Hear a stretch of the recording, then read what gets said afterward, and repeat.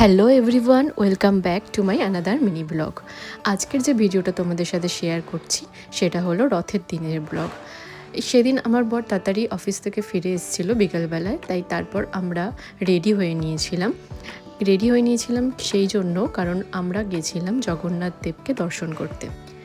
আমাদের এখানে দিল্লিতে অনেক জগন্নাথ দেবের মন্দির আছে, তো আমরা তার মধ্যে একটা মন্দিরে গেছিলাম দর্শন করতে, আর রথও দেখতে গেছিলাম। তো চলো, আমরা রেডি তো হয়ে গেছি, এবার চলো বেরোনো যাক।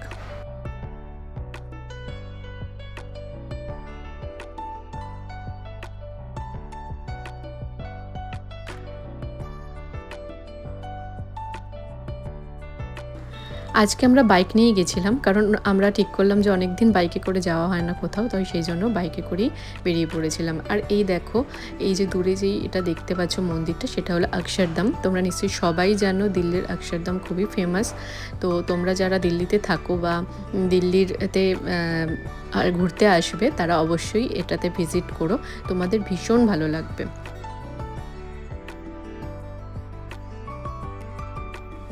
আর এই যে দেখো, দূর থেকে আকাশটা কি সুন্দর লাগছে, দেখতে পাচ্ছ? সামনে দিয়ে আরোই ভালো লাগছিল, ভিডিওতে অতটা বোঝানো যাচ্ছিল না, বাট সামনে দিয়ে ভীষণ সুন্দর লাগছিল, তাই এইটাও তোমাদের সাথে শেয়ার করে দিলাম।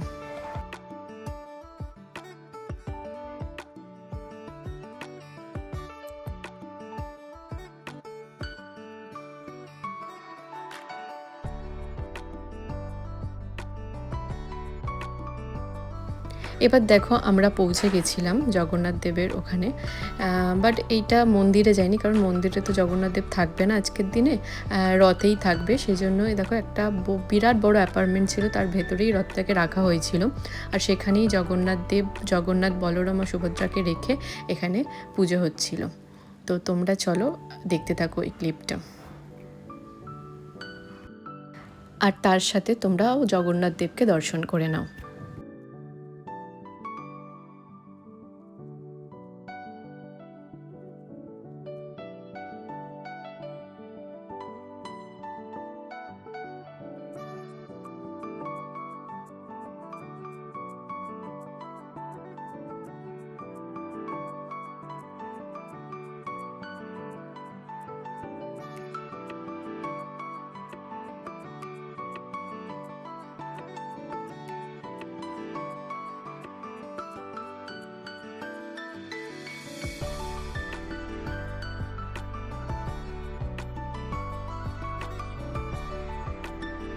সেদিন এখানে খুব ভিড়ও হয়েছিল, আর অনেক বাঙালিও এসেছিল জগন্নাথ দেবকে দর্শন করতে।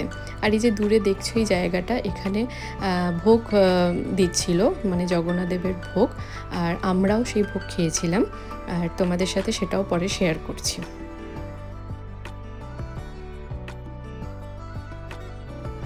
এই দেখো, ভোগে দিয়েছিল, খুব সিম্পল ছিল, ভাত দিয়েছিল, আর ডালের মধ্যে একটা তরকারির মতো কিছু একটা ছিল, সেটা দিয়েছিল, আর পায়েস দিয়েছিল। বাট ভোগ মানেই তো অমৃত, আর আমাদের ভীষণই ভালো লাগছিল সেই ভোগটা খেতে। আর এটা দেখতে পাচ্ছ, এটা ওই অ্যাপার্টমেন্টের সাথেই একটা পার্ক মতো ছিল, আমরা সেখানেও কিছুটা টাইম স্পেন্ড করছিলাম। তো তোমাদের আজকের এই ব্লগটা কেমন লাগলো আমাকে প্লিজ জানিও, ভালো লাগলে লাইক, কমেন্ট, শেয়ার করো। টাটা।